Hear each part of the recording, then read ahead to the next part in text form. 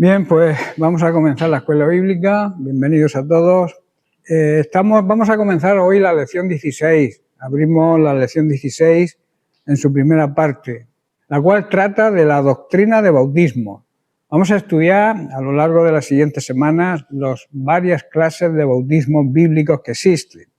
Vamos a leer, como hacemos siempre cuando comenzamos una lección, los versículos claves que vamos a estudiar y vamos a trabajar.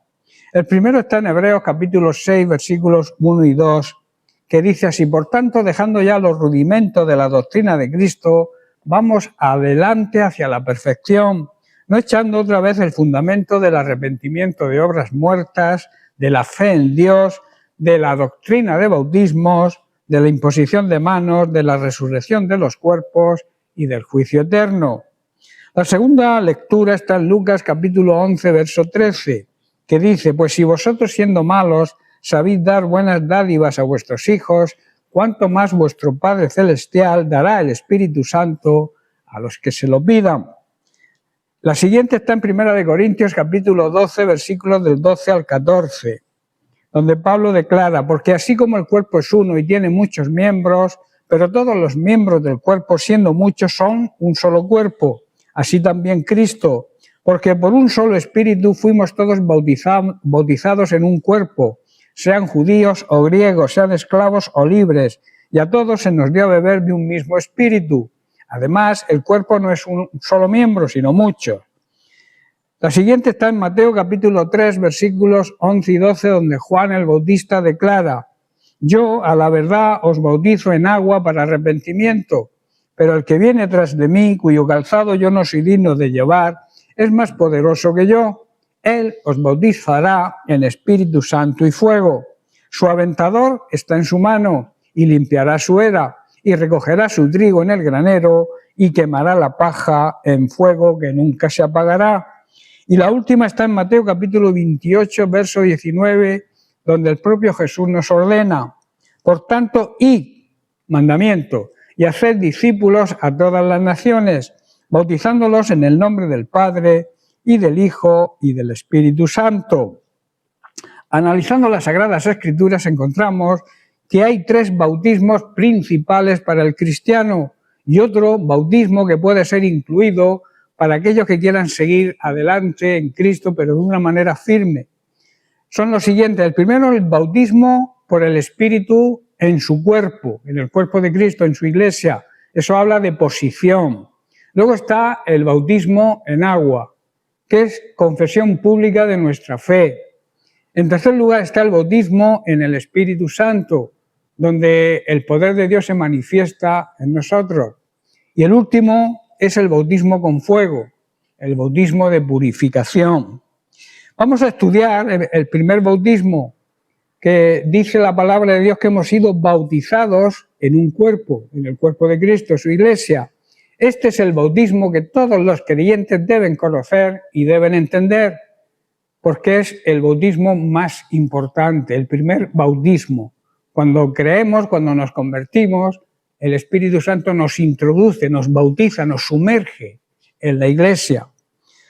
Y eso lo encontramos en la lectura que hemos leído arriba, en 1 Corintios 12, verso 13, donde Pablo dice: porque por un solo espíritu fuimos todos bautizados en un cuerpo. El cuerpo se refiere a su iglesia, al cuerpo de Cristo místico. Y en Efesios capítulo 4, versículos 4 al 5, Pablo también dice: un cuerpo y un espíritu, como fuisteis también llamados en una misma esperanza de vuestra vocación, de vuestro llamado, un Señor, una fe, un bautismo. El apóstol Pablo aquí nos recuerda en estos pasajes la unidad que tenemos en Cristo. Y no se trata de algo que nosotros debamos hacer o debamos fabricar, sino algo que debemos guardar, cuidar y proteger y mantener. Es algo que ya Dios nos ha dado. Nosotros, nuestra obligación es obedecer, o sea, guardar y mantener esa unidad. No somos muchos cuerpos, como algunos creen, ni muchos espíritus, ni muchas esperanzas. Somos uno solo, un solo cuerpo. Debemos considerar la unidad gloriosa que Dios mismo ha establecido entre los creyentes, en tiempos en los que el mundo promueve la división, la confusión y el egoísmo, Dios nos llama a vivir conscientes de lo que somos en Cristo. Amén. Por tanto, no se trata de alcanzar algo nuevo, sino de vivir conforme a lo que ya somos por su gracia, por la gracia de Dios. El apóstol Pablo, escribiendo a la iglesia en Éfeso, nos da los elementos claves que forman la base de nuestra unidad.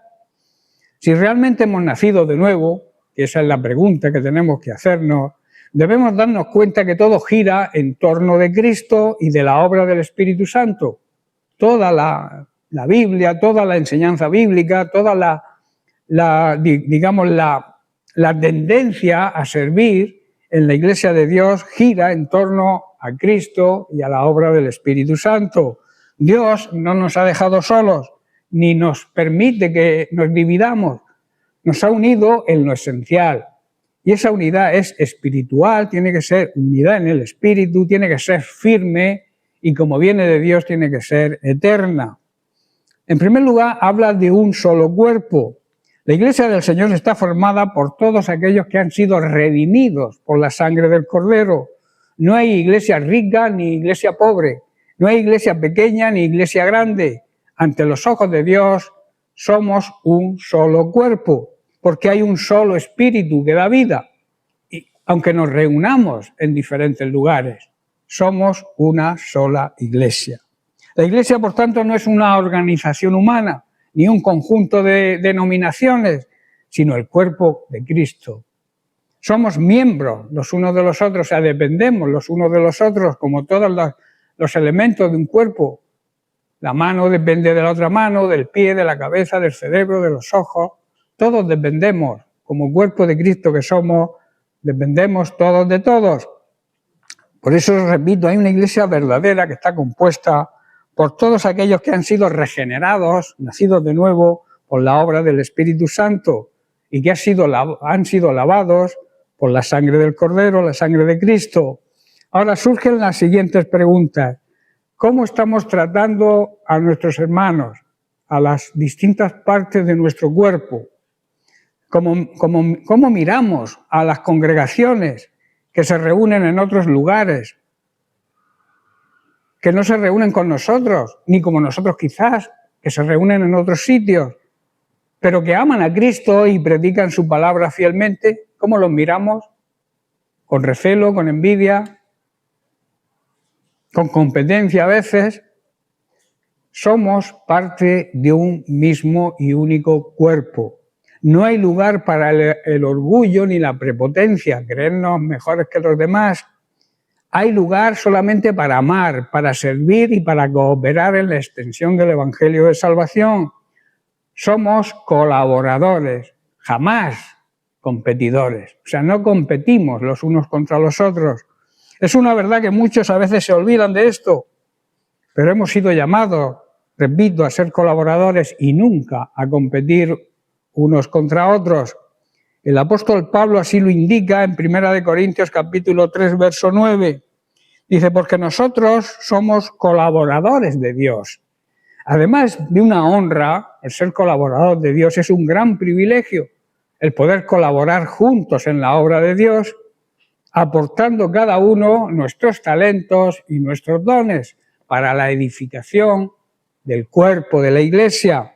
Por tanto, no somos rivales en esta obra, no estamos compitiendo por quién predica mejor, o quién mejor lo hace o más bonito, o quién tiene más seguidores en TikTok, o quién lo hace mejor. Somos obreros juntos en la viña del Señor. Cada uno tiene su parte y tiene su compromiso. El Señor nos compromete. El seguir a Cristo no es, digamos, algo teórico. Tiene que ser una realidad. Tiene que haber un compromiso real. Uno siembra, otro riega. Pero ¿quién da el crecimiento? El crecimiento lo da el Señor, lo da Dios. En 1 Corintios así lo explica Pablo, capítulo 3, versos 6 y 7, donde dice, yo planté, Apolos, uno de sus colaboradores, regó, pero el crecimiento lo ha dado Dios.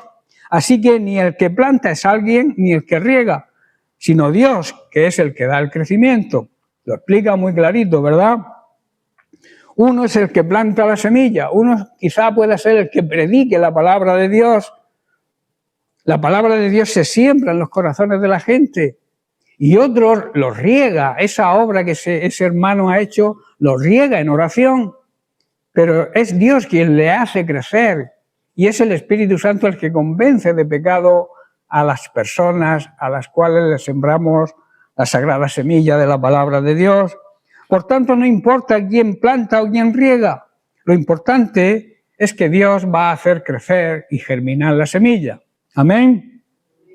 La competencia carnal nos divide, pero la colaboración en el Espíritu edifica.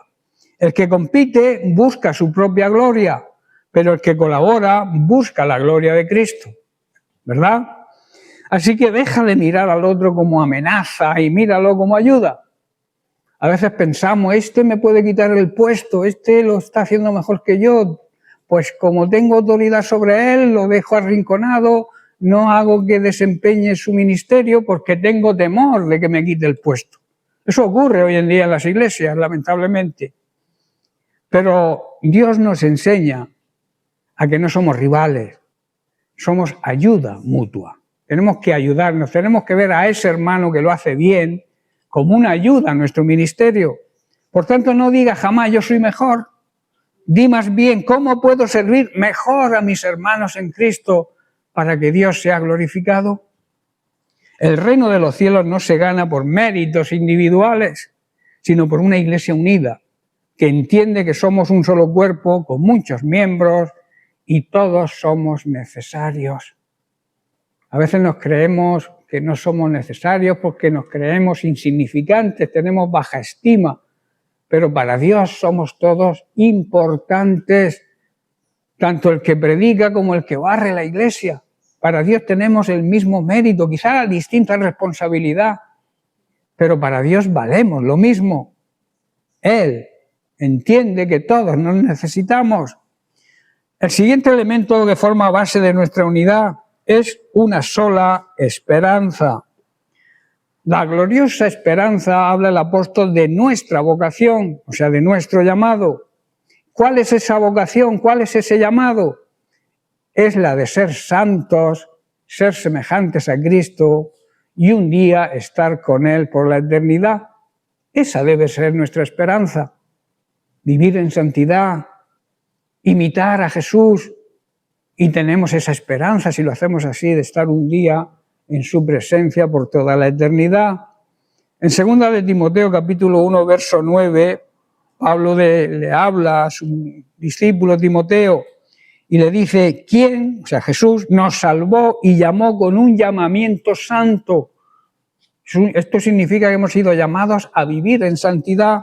Dice, no conforme a nuestras obras, sino según el propósito suyo, el propósito de Dios y la gracia que nos fue dada en Cristo Jesús, el regalo que nos hizo en Cristo Jesús antes de los tiempos de los siglos.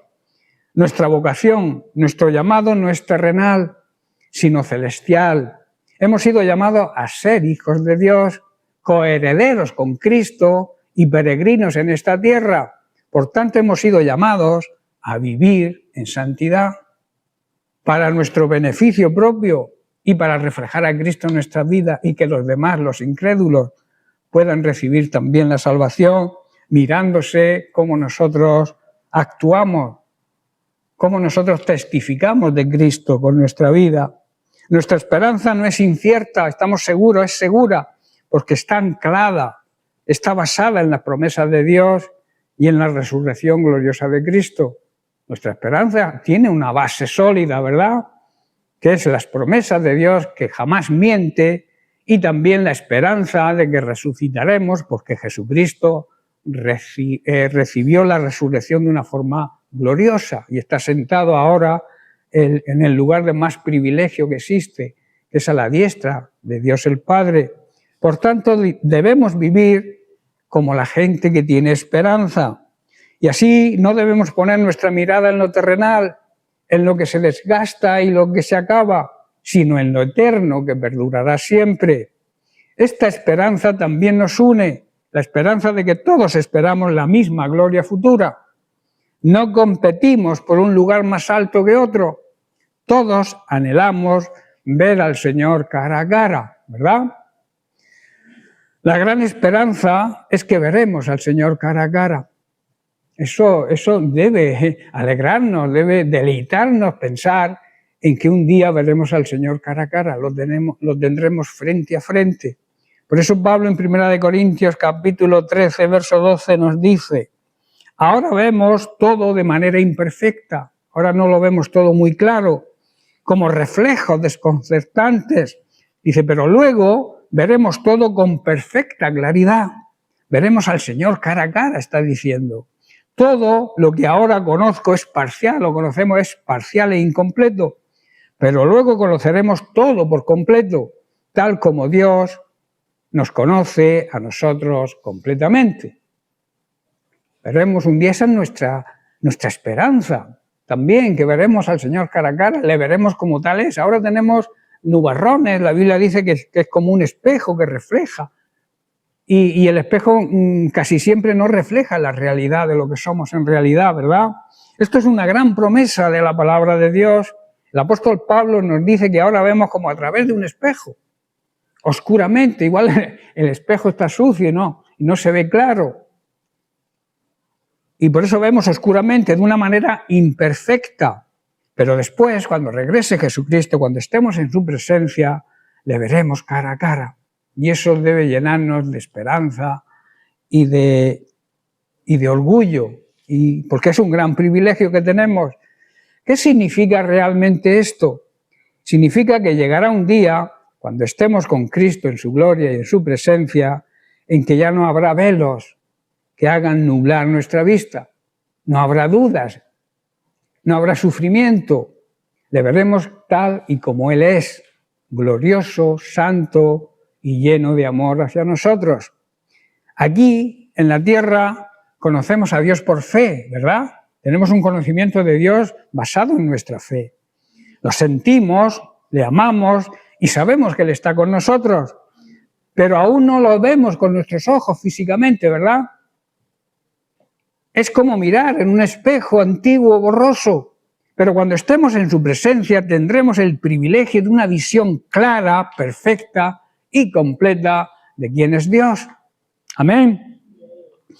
Y es una gran y hermosa esperanza. Veremos al Señor Jesús cara a cara, no como un juez que te va a condenar, sino como un Salvador que nos ama, y estaremos con Él para siempre.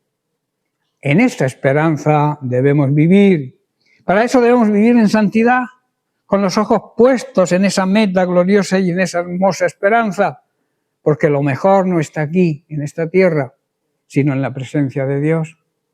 Cuando le veamos, repito, cara a cara.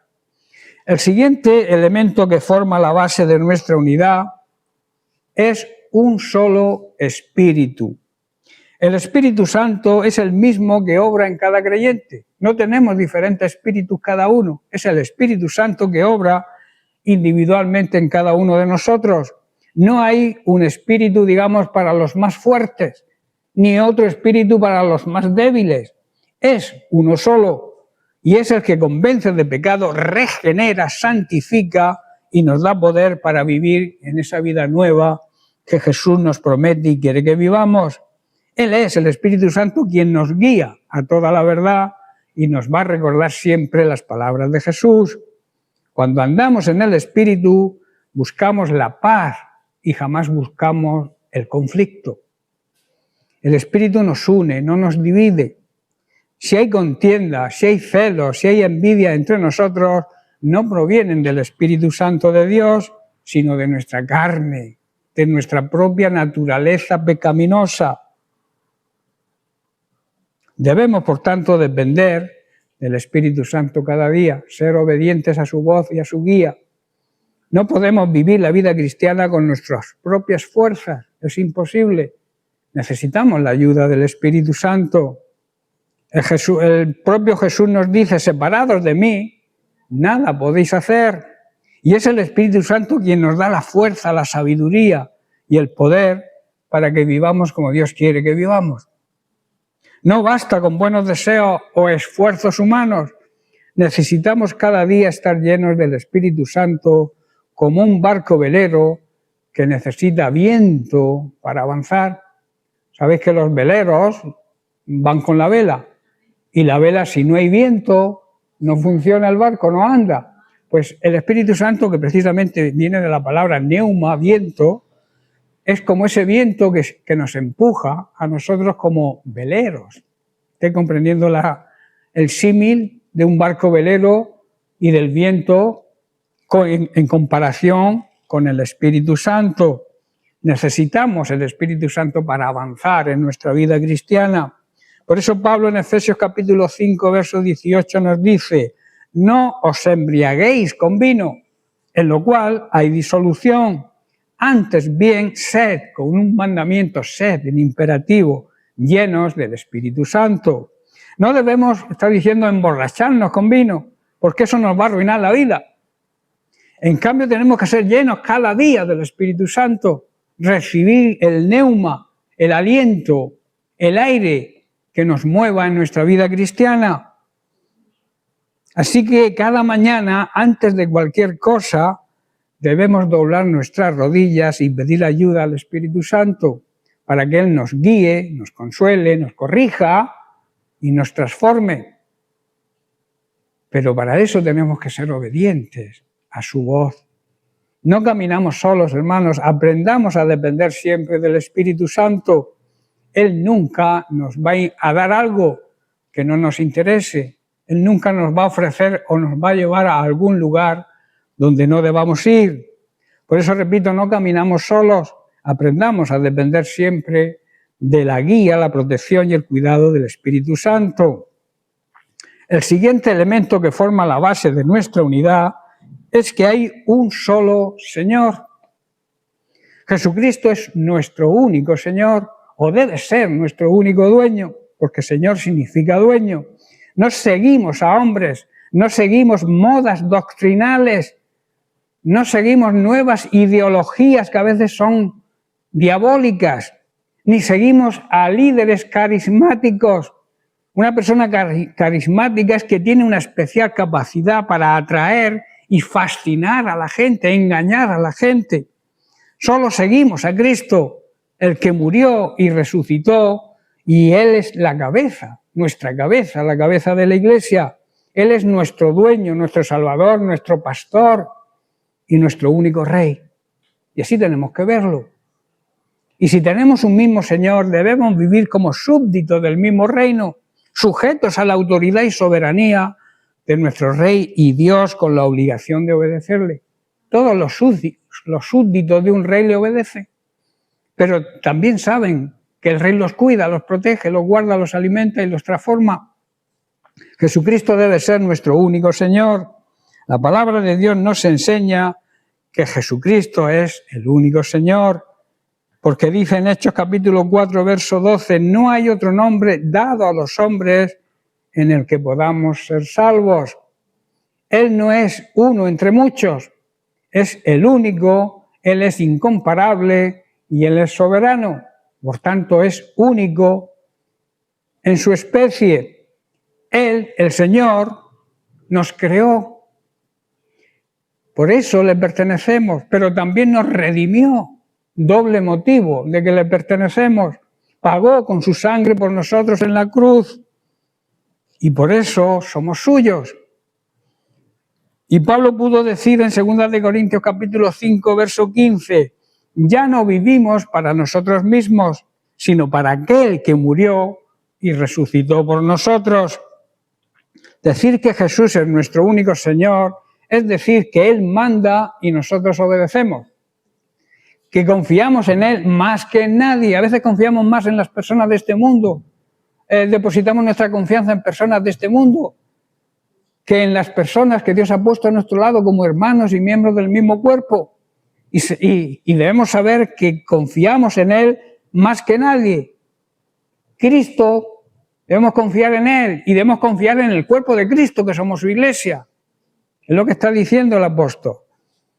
También tenemos que saber que no hay otro dueño de nuestra vida, no debe haber otro dueño de nuestra vida desde que nos convertimos. Ni el pecado ya es nuestro dueño, ni el mundo en que vivíamos es nuestro dueño, ni nosotros mismos somos nuestro propio dueño.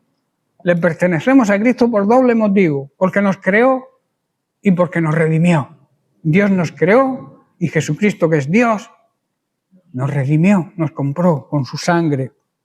Así vivía la iglesia primitiva, hermanos, y así debemos vivir hoy nosotros, confesando con nuestros labios y con nuestra vida que Jesús es el Señor. Así lo afirma Pablo en Romanos 10, verso 9, donde nos dice: si confiesas y reconoces con tu boca que Jesús es el Señor y crees en tu corazón que Dios lo levantó de los muertos, serás salvo. Una gran promesa, pero lleva algo que tenemos que hacer nosotros, que es reconocer con nuestra boca que nuestro dueño es el Señor. Y creer de verdad en nuestro corazón que vive, ha resucitado y está sentado intercediendo por nosotros a la diestra de Dios el Padre. Obedecer, amarle y honrarle es nuestra obligación. No podemos decir que le amamos y despreciamos al resto del cuerpo de Cristo, ¿verdad? Hay personas que dicen que aman a Dios pero no se llevan bien con nadie, que tienen enemigos incluso dentro del propio pueblo de Dios, dentro de la iglesia. Por eso digo, repito, no podemos decir que amamos a Dios y despreciamos a los hermanos que son el cuerpo de Cristo. Si Él es uno, nosotros también debemos ser uno. Otro elemento que forma la base de nuestra unidad, una sola fe. No tenemos varias fe, ¿verdad? Creemos lo mismo todos. La fe que nos une, esa fe que nos salva. No es una fe en ritos ni en obras muertas, sino fe en el Hijo de Dios. La fe aquí no se refiere, digamos, al acto de creer en sí, sino al contenido total y esencial de lo que creemos.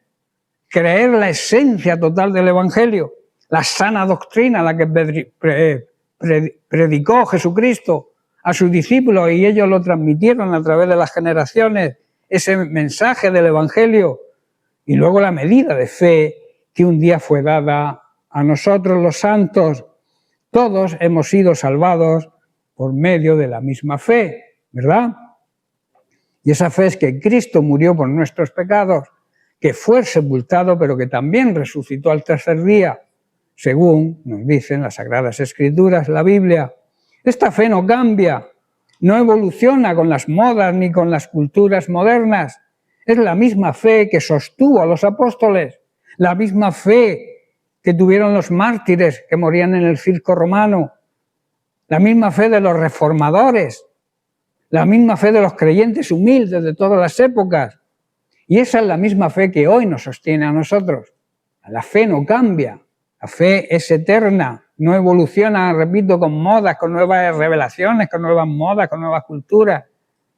Es la misma de siempre. No busquemos novedades ni modas, sino agarremos la fe que una vez nos fue dada. La palabra de Dios lo dice así en Hebreos 11:6. Dice: sin fe es imposible agradar a Dios. No agradamos a Dios por nuestras obras, aunque sean buenas, ni por lo que sabemos, ni por lo que sentimos. Agradamos a Dios por nuestra fe. Si no tenemos fe, no podemos agradar a Dios. No es que podríamos, no, es que es imposible agradar a Dios sin fe. Y esa fe no nos viene de nosotros, sino que es un regalo de Dios. Lo dice Efesios capítulo 2, verso 8. Él nos la dio para desarrollarla y hacerla crecer. Esa es nuestra obligación. Y que confiemos en Él, la amemos y caminemos cada día de su mano. Agradar a Dios no es algo complicado. A veces creemos que es complicado, pero no es nada complicado. Agradar a Dios es creer a Él de verdad. Es confiar en su palabra, aun cuando no entendamos todo. Es decir, como Abraham: Señor, no sé a dónde voy, a dónde me llevas, pero yo te creo y te obedezco. Esa es la fe. Por eso a Abraham se le llama el padre de la fe, porque confió en Dios plenamente. Y esa fe es una fe sencilla, aunque sea pequeña como un grano de mostaza, agrada profundamente el corazón del Padre. Así que no miremos nuestra debilidad, no miremos nuestros fallos, miremos a Cristo. Y con la fe que Dios ya nos dio, vivamos cada día buscando agradarle. Él se goza en aquellos que creen y confían en Él plenamente. Su gozo precisamente es ese, que creamos en Él. El último elemento que forma la base de nuestra unidad, y un solo bautismo. Sumergidos en el cuerpo de Cristo, significa este bautismo, la Iglesia. Sin este bautismo, los otros no tienen razón de ser. Este es el principal bautismo que necesita, o que necesitamos comprender y entender. Esto significa dar testimonio de una realidad de nuestro cambio interior. No hay múltiples caminos, hay un solo camino: morir al viejo hombre y resucitar en una nueva vida en Cristo. De esta manera, el Espíritu Santo nos bautiza, o sea, nos introduce en el cuerpo de Cristo, su Iglesia. Sabéis que bautismo es sumergir, ¿verdad? Pues cuando nos convertimos, aceptamos la verdad de Cristo, aceptamos a Jesucristo como Señor y Salvador, el Espíritu Santo nos introduce, nos sumerge, nos bautiza dentro de su Iglesia. Este es el bautismo, digamos, esencial de la vida cristiana. Un solo bautismo significa que no hay múltiples caminos, no hay múltiples formas de salvación, solamente hay una. Es uno solo por medio de Cristo. Este bautismo nos identifica con Cristo y también nos identifica como su pueblo, como su Iglesia. No estamos llamados a crear unidad, sino a guardar la unidad, a mantener la unidad del Espíritu en el vínculo de la paz. Así lo dice Pablo en Efesios capítulo 4, verso 3, donde dice solícitos, que quiere decir cuidadosos, diligentes en guardar la unidad del Espíritu en el vínculo de la paz. Este versículo es un llamado directo y práctico para todos los que nos llamamos creyentes. El apóstol Pablo nos recuerda que la unidad entre los hijos de Dios ya existe, porque ha sido dada por el mismo Espíritu Santo. Por tanto, no se trata de crear unidad, sino de guardarla y de mantenerla. ¿Estoy entendiendo? La palabra solícito significa que debemos ser diligentes, atentos, constantes, cuidadosos. No es algo que se deja al descuido, sino algo que se cuida con esmero. Así como nosotros cuidamos un tesoro, ¿verdad? Porque tiene gran valor, o una planta delicada, la protegemos, la cuidamos, o cualquier cosa de gran valor para nosotros, también debemos cuidar la unidad en el cuerpo de Cristo. ¿Cómo se guarda esta unidad? Pablo lo dice claramente, en el vínculo de la paz. La paz, digamos que es el lazo, el cinturón, el cemento que nos une. Cuando hay paz entre nosotros, la unidad se fortalece. Pero cuando hay rencores, cuando hay chisme, cuando hay crítica, cuando hay murmuración, cuando hay celos, cuando hay orgullo, cuando hay prepotencia, esa unidad se debilita. Cada vez nos hace más débiles. La unidad no significa que todos pensemos exactamente igual en todo, no significa eso, pero sí que tengamos un mismo espíritu, un mismo amor, un mismo propósito en Cristo, una misma visión y una misma misión. Y eso se logra cuando cada uno de nosotros anda en humildad, anda en mansedumbre y en paciencia, como dice el versículo anterior, Efesios 4:2, donde dice, con toda humildad y mansedumbre, soportándoos con paciencia los unos a los otros en amor.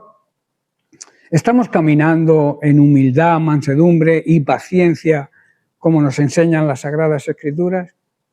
Pregunta que deberíamos hacernos. ¿O estamos promoviendo la división dentro del cuerpo de Cristo? ¿Estamos siendo solícitos, cuidadosos en guardar, en cuidar, en proteger la unidad con nuestros hermanos en la fe? ¿O quizá estamos permitiendo una raíz de amargura, una crítica innecesaria, una conversación que a veces divide? Preguntas que deberíamos hacernos, ¿verdad? Debemos pedirle al Señor que nos haga obreros de paz, o sea, personas pacificadoras, que podamos cuidar la unidad entre nosotros como algo precioso, algo de gran valor, porque Cristo pagó un alto precio por su Iglesia. No la destruyamos con palabras o actitudes, sino que movidos por el Espíritu Santo vivamos en armonía, vivamos en amor, que busquemos el perdón, que perdonemos, que aceptemos a las personas que nos piden perdón.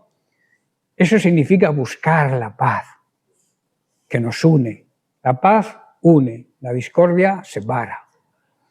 Donde habita el Espíritu Santo de Dios hay paz, y donde hay paz se ve la unidad que honra a nuestro Señor y Salvador Jesucristo. Si todo esto, si todos somos uno, ¿por qué vivir divididos? El llamado de Dios es a vivir como lo que ya somos, una unidad en Cristo, vivir unidos en Cristo, que también significa unidos a nuestros hermanos en la fe. Somos pacificadores, somos hijos de un Dios de paz.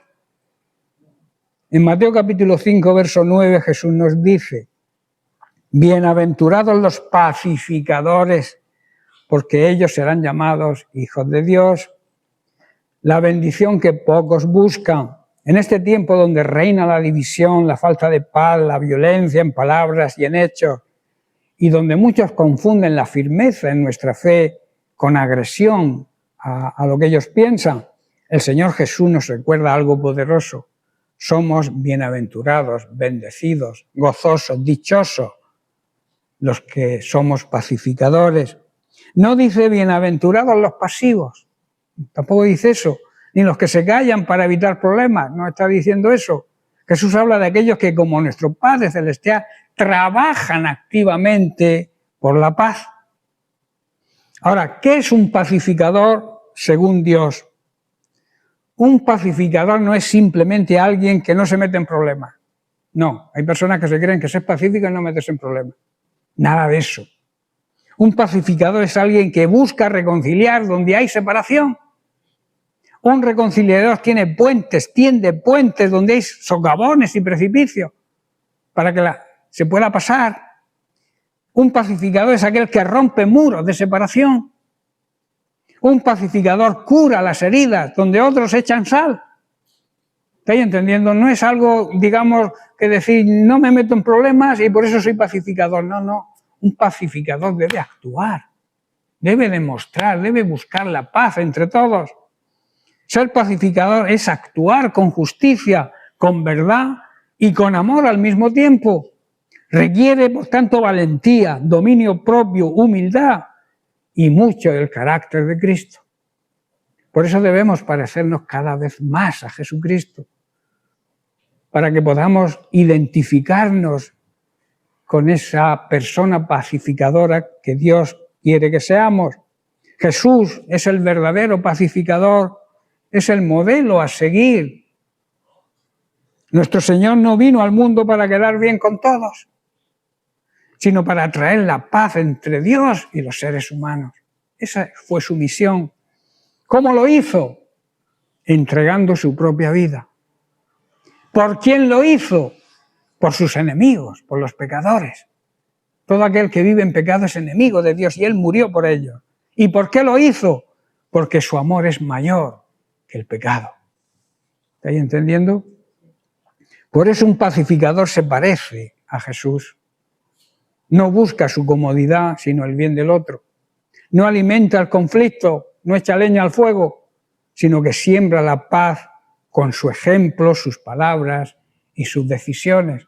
En otras palabras, es un bombero que apaga fuegos. ¿Dónde necesitamos ser pacificadores hoy? Escuchar bien, primeramente en nuestro hogar. Tenemos que buscar la paz en nuestra familia. ¿Cómo respondemos cuando hay tensión? Pregunta, ¿cómo respondemos cuando hay problemas en nuestro hogar? ¿Eres quien calma o eres quien enciende la discusión y la contienda? Preguntas, las dejo ahí. Ser pacificados a veces es guardar silencio sabio. Otras veces es pedir perdón primero, aunque no tengan la culpa. Y muchas veces es amar, aunque los demás no lo merezcan. ¿Estáis entendiendo? En nuestro hogar tenemos que actuar así. En la iglesia, en nuestra congregación, ¿sembramos unidad o sembramos murmuración y crítica? ¿Qué estamos sembrando en la iglesia? ¿Hablas para construir o criticas para destruir? La crítica destruye. El pacificador es un instrumento de comunión y convivencia, no un sembrador de contiendas. Ahora, en el mundo que nos rodea, en redes sociales, en tu trabajo, en la escuela, en la universidad, en la calle, ¿reaccionas como todos o vivimos como verdaderos hijos de Dios? Un pacificador no es neutral ante la injusticia, pero su lucha no es con odio, sino con verdad, con amor y con misericordia.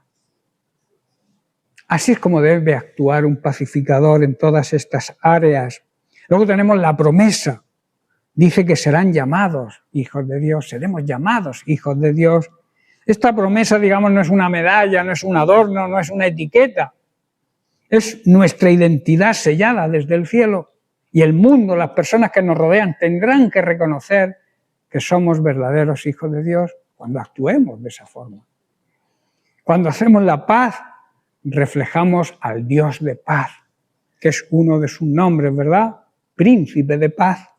Cuando no alimentamos el rencor, sino el perdón, el mundo nos va a reconocer como verdaderos hijos de Dios. Debemos, por tanto, pedirle al Señor que nos ayude a ser pacificadores, que en nuestras palabras haya verdad y haya gracia, que no seamos bruscos a la forma de hablar, que no gritemos, que desaparezca toda gritería de nuestra vida, que nuestra presencia traiga sanidad y no haga heridas, que donde haya conflictos seamos instrumentos de reconciliación, que no nos mueva el orgullo, el rencor, sino el Espíritu Santo, y que cuando acabe el día podamos ser llamados y reconocidos como hijos de Dios, no por lo que digamos, sino cómo vivimos. Debemos tener un corazón como el corazón de Cristo. Si somos cristianos verdaderos, si somos parte de su cuerpo, porque la cabeza piensa igual que el corazón.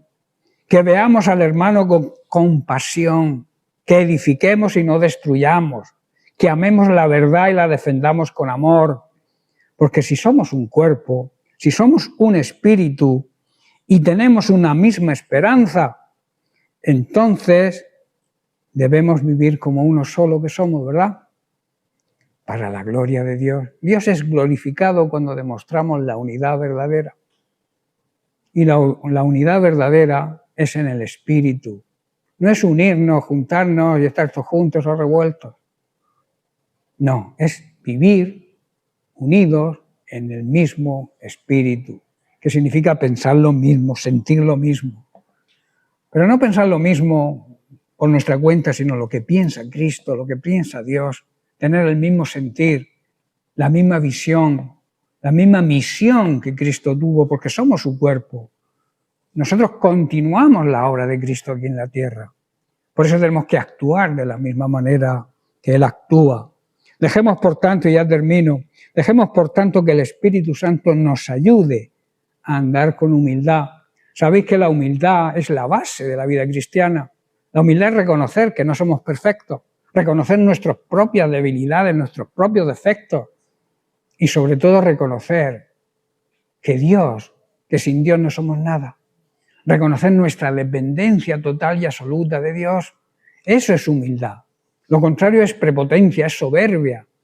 Es creernos lo que se creía Lucifer, el ángel que se rebeló contra Dios, por orgullo y prepotencia. Y por eso fue arrojado. Era el líder de la alabanza en el cielo. Era un ser precioso. Pero se rebeló por orgullo, por prepotencia, por soberbia. Se rebeló contra Dios. Quiso ser como Dios, o incluso más que Dios. Y por eso fue arrojado del cielo. Que no nos ocurra a nosotros lo mismo. Por eso repito, la humildad, la mansedumbre, que es saber controlar nuestra fuerza. Los mansos no es que no tengan fuerza, sino que es saber controlar nuestra fuerza. Nosotros tenemos el poder del Espíritu Santo, pero tenemos que contenerlo, saber cómo usarlo. Eso significa mansedumbre. Los discípulos una vez le dijeron a Jesús: ¿quieres que mandemos que caiga fuego del cielo y los destruya? ¿Recordáis el pasaje? Y el Señor se lo prohibió. ¿Por qué? porque quiere que actuemos con mansedumbre. Tenemos el poder, pero tenemos que saber cómo controlarlo. Y luego con paciencia. La paciencia también es una gran virtud. Saber esperar, tiene varias connotaciones. Saber esperar lo que deseamos, pero con paciencia, aunque lo deseemos mucho, tenemos que saber que el tiempo no es nuestro, el tiempo es del Señor. Y luego saber también soportar los ataques, los insultos, las persecuciones de las personas. Eso también es tener paciencia. Amén. ¿Por qué tenemos que actuar así? Luego añade, soportándoos los unos a los otros. No todos tenemos la misma condición, no todos somos iguales. Cada uno tiene sus propios defectos que tenemos que ir corrigiendo. Pero nosotros tenemos que ir aceptándolos, soportándolos, hasta que lleguemos a la plenitud de la medida de fe, que lleguemos a ser como nuestro Señor Jesucristo. Hasta entonces es un proceso que tenemos que ir soportándonos los unos a los otros, exhortándonos también, y hermano, no vas bien por aquí, esto qué tal, esto no está bien, ayudándonos. Por eso el escritor de Hebreos dice que debemos congregarnos, que no debemos dejar de congregarnos como algunos tienen por costumbre. Si no te congregas no puedes convivir, no puedes corregir, no puedes exhortar a los hermanos, no puedes bendecirlos, no puedes ayudarles. De ahí la necesidad de congregarnos. Y eso hay que hacerlo con amor. Amén. Bien, pues lo vamos a dejar aquí y seguiremos la semana que viene con los otros bautismos, los siguientes bautismos, que son los derechos de herencia de los creyentes, que fueron adquiridos por Jesús al morir en la cruz. Los siguientes bautismos no tienen importancia. Sin los otros bautismos puedes ser salvo, pero sin el bautismo principal, que es ser sumergidos en el cuerpo de Cristo, nadie puede ser salvo. De ahí la importancia de este bautismo. El principal bautismo, el bautismo en agua no te salva, es un reconocimiento público. El bautismo en espíritu es recibir poder. El otro bautismo, el de purificación, es ser purificados y limpiados. Pero el que realmente te hace entrar en la familia de Dios es el bautismo en el cuerpo de Cristo. Eso se produce, como hemos visto, cuando nos convertimos, cuando venimos a la fe, aceptamos a Jesucristo como nuestro Señor y Salvador. Entonces el Espíritu Santo nos sumerge, nos bautiza en su iglesia. Amén. Bien, pues que el Señor les bendiga, seguiremos la semana que viene.